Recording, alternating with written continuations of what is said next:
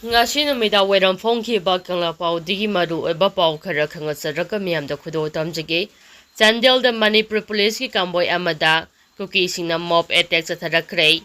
Chandel district ki chapi karong subdivision ki manung chanba Longja village sadrak ama singkhusu khulai kaya puthok pusin tawre habagi akhanaba pau ama phangbadagi ngarang numidang Chandel district police ki additional SB na lead tawba team amana mafam aduda changsinduna Operation Chathanaba honabada yamlaba Kuki nupisingna lambi thingduna mob attack chathakhre Thaudo aduda additional SP ki gari yauna police ki gari ahum ama ata thokre adu mapu kanagumba amatadi aso apan yaukhide haire Thaudo adugi matangda press na phangba pau ki matung inade Longja village asi Indo Myanmar border ki maya nakna leiriba Kuki singa tabu khulamani ngarang numidang pung mapamakhairom tabadagi hauna Chandel gi additional SP na lead tawba team amana mafam aduda ana yadaba thong kaya chathariba adu phanaba operation chathanaba honabada yamlaba Kuki nupisingna police gari sing adugi Convoy adugi mamangda thatuna thamki loinuna makhatana chatlandanaba honaki thagdo aduna maram oiraga police amasung protesters sing adugi marakta chawna muknaba thokki loinuna Kuki nupising aduna mob attack chatharakhiba aduna maram oiraga police gari sing adu ama ata thokhibani haire thagdo aduna maram oiraga police team sing adu mafam adudagi handorakhre haire amaromda haying October 3 asi kotuna separation day haina palan pangthokadoriba asiga mari lanana Manipur gi lifeline oiriba National Highway 2 Imphal Dimapur lambida October 3 gi ayupung 3 tagi numida wairam pung 3 fawba complete shutdown lokthokre English aniga sumna kulhumdoi gi me 3 dagi tholakhiba Kanglup ki rang asigi manung laikhidraba Kuki gi miyoi kaya madugi mafamda ikai khumnaba utpa oina tha khudingi tang 3 asi kotuna separation day haina palal thoram pangthokuna laklibani haire makha tarakpa pauda Kuki singi demand kadongaida compromise tawroi Kanglup ki rang na maram oiraga lanjinaduna tongan ba mafam singda changjafam lawduna leiriba IDP sing amu hana mahausagi punsida khunda leita hanbaga loinana Kuki jo singi autonomy demand pigadavani Kuki jo singna taliba demand ase kadongaida compromise tawba tawroi Kuki jo singi apambagi mayokta lawrakpa warep singi mayokta chap chana leigani government gi makedigi sahi asigi December fawbagi manungda IDP sing mayumda handuna relief camp sing thingjilagani haba wafam asi wahanthok leite haina Kuki Liberation Army Left Kholungi Information and Privacy Secretary Jalamai Kuki na press thatorakpa cheol amana haire Cheol asina makhata na harivana Penistic government gi matam adu loikre Kuki jo singi dignity amasung apambasing kadongaida negotiate tawroi aikhoi isa itomtana Kuki jo IDP sing mai pakna khunda leita hanbangame Kuki jo singna taliba sapra administration gi demand ase IDP singi safe amasung dignity sing adu amu hanna halaknabagi damaktani chap chap administrative framework ama yaudana resettlement process asi wahanthok leiroi IDP sing makhoi gi maramda handuna resettlement tawhandringai mamangda Kuki jo singi fundamental demand sing asi government of India na masak khangna ko anaba honagadabani separate administration lingnabagi demand ase Kuki jo singi yaifanaba amasung protection gi damaktani maram aduna central government gi makedegi Kuki jo singi yaifanabagi damakta autonomy pigadabani makhoi gi resource allocation amasung utilization gi thabak singda full agency pibagi mathau tai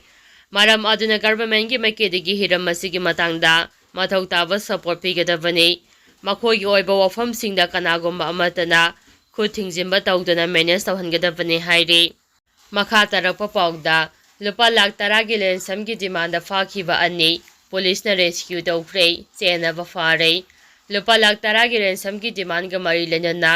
khulai fiber singna fakhiba miwi ani ngarang Manipur Police na Thawbal district Lilong police station in manung chanba Lilong dolai thabida leiba ngagi farm amadagi rescue tawkhre loyuna thawdo aduda chenaba miwi amasu Waithau Pat area dagisu phagat pangamkhre Paraba miwi adugi mamingna M. Sultan Ahama Saikun Manga Kawi Lilo Sangomang Sektu Karong Dagini Miyoi adugi Aadhaar card ama amasung mobile phone ama recover tawre. Makha tana excusing aduna victim asibu phajinduna thamliba ngagi farm adudagi DBBL gun gi maru mangasu recover tawre. Thaudo aduda chenariba atopa miyoising adubusu phaba ngamnaba MD Sultan Mohammed ki mathakta investigation gi thabak chathari haire. Atopa amana mathang tha September 13 da security personnel singda mob attack chathakibagi thawdokta chenaba miyoi ani Imphal East ki Sagwalmang Police Station in manung chanba Yumnam Palau awang lekaidagi fare faraba miyoising adudi Pukhang na haruptagi Konjengmam Nanau Elias Arunjit Jaikun Mathoi amasung Kewa Furzu dagi Haigurojam khamba maitei Chahini fuhumdoi kawi haire Amaramda Imphal area dagi lakhiba Mahendra Thar registration number AS26F 0870 ase Thawa District Lilong Police Station in manung chanba Lilong Isor Pokpidagi phagapangam khre Lonina thawdo asida chenaba miyoi amasu police na fare maming na MD Ijaz Ahmad Jaikun Mapal kawi Lilong Yangbi lekaidagi housing na Lilong hangam thabida laibane miyoi asidagi heroin gram chanini fuhumdo yauna atay polam kaya phagapangam le haire makha tarakpa pauda BJP na chingda chatse khungangda chatsi lauraga local body amade ADC gi mikhal phawba matam chana pangthokpa ngamdre o ibobi chingda chatsi khungangda chatsi haina lauraga local body amade ADC gi mikhal phawba matam chana pangthoknaba honakhidaba BJP gi lengangni haina Congress ki legislative party gi luchingba okram ibobi na phongdokre wafam asing asi Manipur Congress Party na sinduna Congress Babanda Bharat Jati gi Mapa Mahatma Gandhi gi chama yankhai taruk suba Mapo Komon amade Bharat ki ani suba Prime Minister oiramba Rai Bahadur Shastri gi chama kun mathoirak suba Mapo Komon thoram pangthokpaga mari lenana wa ngangladuna phongdokhibani thoram aduga mari lenana masak nairaba losingba ani gi mitamdasu haikat lekat tamdana ikai khumna bodki thoram aduga mari lenana o ibobina makhata na hai Sing amadi khunggangi local body singbo mapagal pibagi mahuta BJP na furikaudagi